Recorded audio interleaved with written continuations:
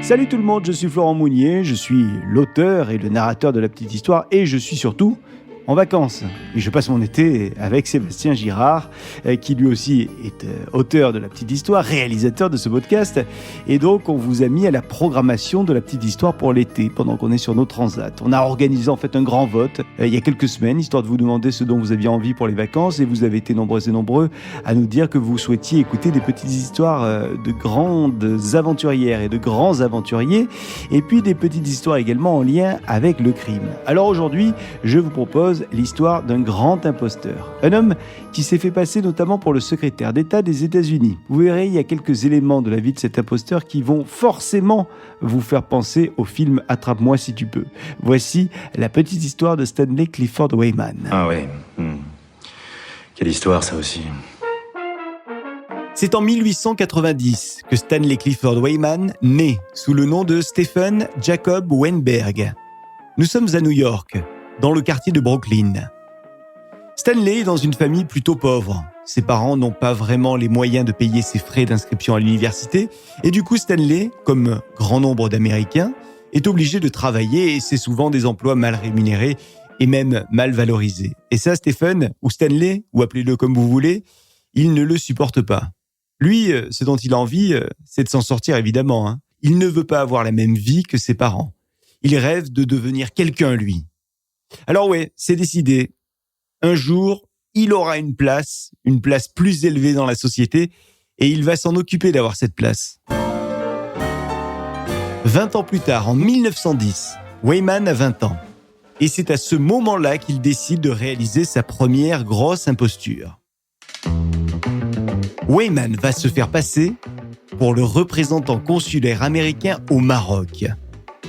Alors il achète tout, les habits, enfin le costume qui va bien, et puis il se met à rencontrer du monde, du beau monde.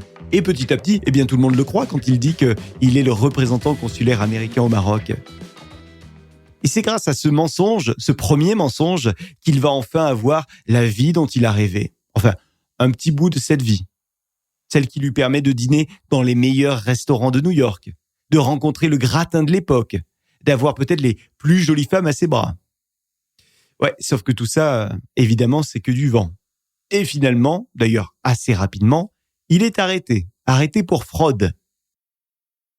Quelques mois plus tard, ça y est, Weyman n'a plus d'ennui avec la justice, il n'a plus de compte à rendre à cette justice des États-Unis, alors la vie reprend son cours.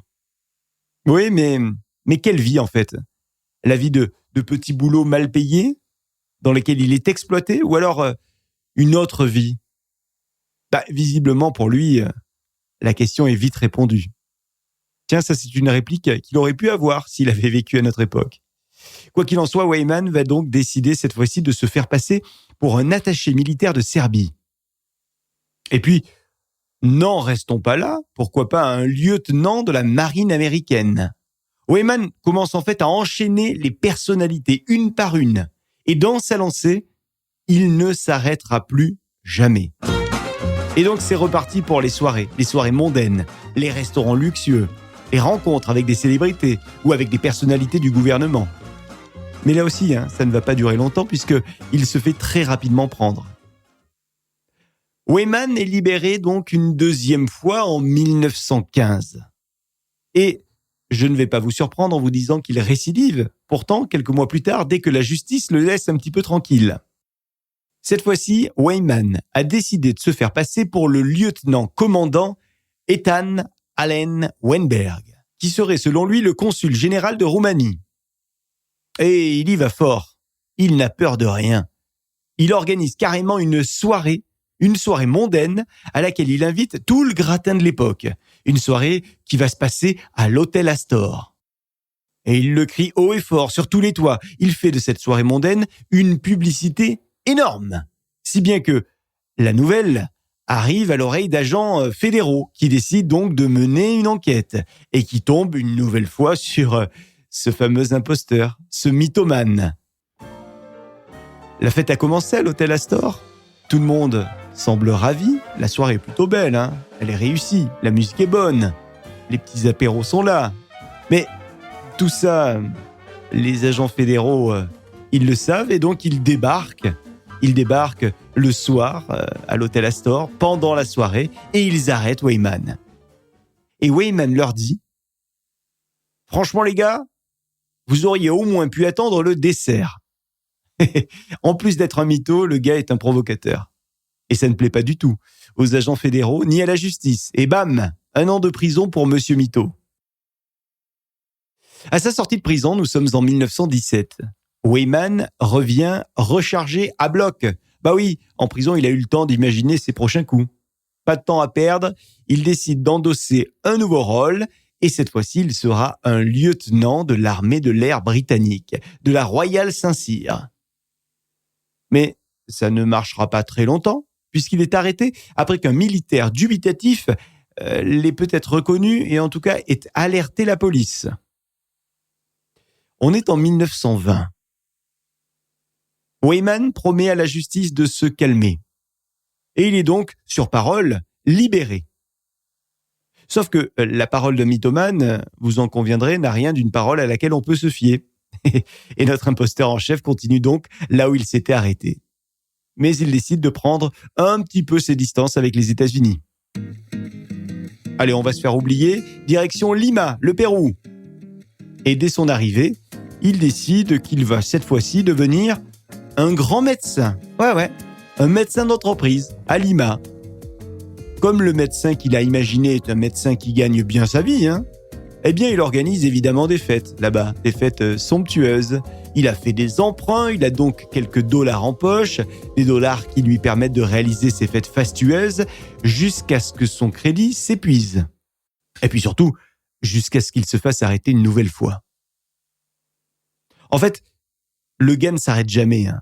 En 1921, donc à peine quelques mois après son histoire au Pérou à Lima, il est de retour aux États-Unis et là, il apprend que la princesse Fatima d'Afghanistan est en visite aux États-Unis, à New York. Alors, ni une ni deux, il tente de la rencontrer et il parvient à lui rendre visite avec un statut inventé d'officier de liaison navale du département d'État. La princesse d'Afghanistan, elle, est venue pour voir le président des États-Unis. Et elle fait savoir à cet officier, donc à Weyman, qu'elle est dans l'attente de cette rencontre présidentielle qui tarde à arriver. Weyman s'excuse alors au nom du gouvernement et il promet à la princesse qu'il va s'occuper personnellement d'organiser ce rendez-vous avec le président. Puis il dit à la princesse qu'aux États-Unis, il est courant d'arriver avec des cadeaux et de l'argent pour les fonctionnaires du département d'État. Et c'est là où il réussit un gros coup. Il réussit à convaincre la princesse de lui donner 10 000 $ pour ces fameux cadeaux aux fonctionnaires. C'est donc un énorme coup pour lui. Il a extirpé à la princesse 10 000 $, c'est pas une paille. Mais écoutez bien ce qui suit. Il va utiliser cet argent pour acheter un wagon privé au nom de Washington DC, histoire d'en mettre un petit peu plein les yeux, et d'organiser des soirées éventuellement dans ce wagon. Et puis surtout, avec ce qui lui reste de l'argent, il va payer une chambre incroyable à l'hôtel Willard, à la princesse et à son entourage. Non, il ne garde donc pas l'argent pour lui. Grand prince, le Weyman. Et comme Weyman, vous l'aurez compris, c'est une pile qui ne s'arrête jamais, il se rend ensuite au département d'État. Et là, il veut obtenir des rendez-vous carrément pour la princesse, d'abord avec le secrétaire d'État, Charles Evans Hughes, puis le 26 juillet 1921, avec le 29e président des États-Unis qui est Warren G. Harding. Alors évidemment, il ne fait pas tout ça sans éveiller quelques soupçons, notamment à cause de ses faibles connaissances protocolaires. C'est là où visiblement il a un petit peu foiré. Et puis, il y a aussi la presse qui se met à suivre cet inconnu qui est proche de la princesse. La presse le prend en photo, en se demandant bien qui est cet homme qui peut être si proche du pouvoir à la fois des États-Unis, mais aussi du pouvoir afghan. Bref, ça ne dure pas longtemps cette histoire. Weyman est une nouvelle fois inculpé et il est condamné à 2 ans de prison. Mais comme un chat qui tombe, Weyman se relève toujours et continue, après sa sortie de prison, à multiplier les personnalités mondaines. Tiens, pendant la Seconde Guerre mondiale, Là aussi, il a été condamné à 7 ans de prison. Et puis en 1948, Weyman s'est même fait passer pour un journaliste aux Nations Unies. Là-bas, il a fait connaissance avec un certain nombre de personnalités politiques du monde entier. Et il y a même la délégation thaïlandaise qui lui a proposé de devenir leur attaché de presse, avec une accréditation diplomatique complète. Et écoutez ce qui arrive, ça c'est énorme. Weyman, il aurait pu juste accepter l'offre et puis commencer le boulot pour la Thaïlande. Mais lui, il a décidé de faire autrement. Il a décidé d'appeler le département d'État américain pour demander si cette nomination risquait d'affecter sa citoyenneté américaine. Alors évidemment, il a attiré l'attention sur lui et c'est ainsi qu'il s'est fait démasquer à la fois à nouveau par le gouvernement des États-Unis, mais aussi par les Thaïlandais. La vie de Weyman va se terminer d'une manière tragique, une manière inattendue également. Nous sommes en 1960. Alors en attendant son prochain gros coup, Weyman est devenu portier, un portier de nuit dans un bel hôtel de New York. Un hôtel qui attire les voleurs en tout genre parce que c'est un hôtel où la clientèle a beaucoup d'argent et c'est un hôtel qui fait de belles recettes. Toujours est-il que cette nuit-là, d'août 1960, Weyman est devant la porte de l'hôtel et il attend les belles voitures des clients. Des voitures qui le font rêver, forcément. Et quand il s'aperçoit qu'un vol est en train d'avoir lieu dans l'hôtel, alors ni une ni deux, il se précipite, il décide d'agir face aux voleurs. Mais cette fois-ci, il échoue. Et il est abattu dans l'hôtel. Plus tard, il y a l'inspecteur qui est chargé de l'enquête qui dit à toute la presse « Je connais le passé de cet homme depuis des années et tout ce qu'il a commis. Mais ce qu'il a fait cette fois-ci, dans l'hôtel, était courageux. » Voilà pour cette petite histoire qui fait donc partie de la saga de l'été. Cette histoire vous a plu? Partagez-la autour de vous, commentez-la également sur les réseaux sociaux et sur l'appli Spotify, Apple Podcast, Deezer, Podcast Addict et Castbox.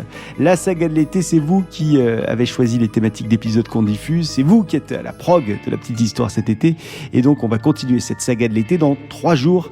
Restez connectés, la petite histoire. La Fabrique Audio présente La Petite Histoire. Vous souhaitez devenir sponsor de ce podcast ? Contact @lafabriqueaudio.com.